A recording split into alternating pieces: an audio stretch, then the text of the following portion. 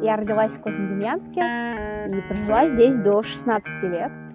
Я поступала на факультет филологии и журналистики, закончила ИСТФИЛ и осталась жить в Ишкарле. В Козьмодемьянск приезжаю так иногда, там, несколько раз в год, проверить родственников, встретиться там с мамой, с друзьями и обратно в Ишкарлу. Я с красными волосами уже лет, наверное, 5 своей жизни, и последние 2 года, почему-то именно последние 2 года, здесь на меня какое-то супер пристальное внимание.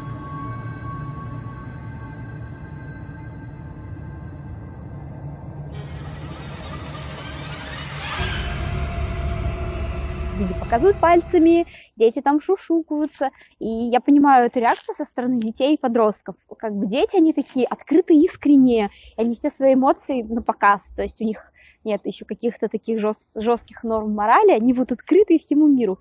Но меня, например, очень сильно поражают тут мужчины, которым уже лет много, уже где-то там за 40, у них уже есть свои дети, и у них абсолютно такое же поведение.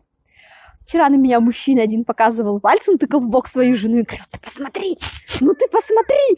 И вот этого я не понимаю.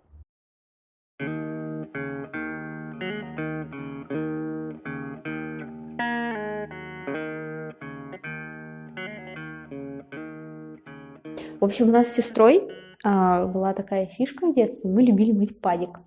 То есть мы прям сначала его мели, потом мы его мыли полностью, тут стены протирали. А еще у нас было развлечение мыть кухню ночью. То есть мы там не спали, там часов до 3, и просто тупо мыли кухню, отмывали. Очень веселые детские развлечения были. Было чисто и как-то не напряжено. Моя самая первая зарплата была 20 рублей. И у меня была вторая моя зарплата, она была уже 50 рублей. То есть у меня была зарплата на увеличение. Я очень много в своем детстве тусила в музее под открытым небом. И там была группа туристов. Я тусила по этому музею, они задавали какие-то вопросы, и я им рассказывала там про мышеловку, про терку, про баню по-черному. И, в общем, видимо, им так понравилась маленькая девочка, которая шарит в этнографии. Это были мои первые чаевые в 50 рублей.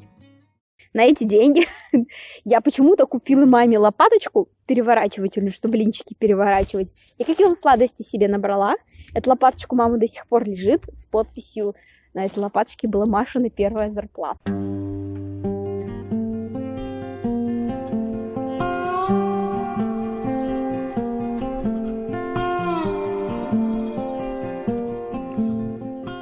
Я уже, наверное, в классе 10 я не задумывалась над тем, останусь я тут или нет.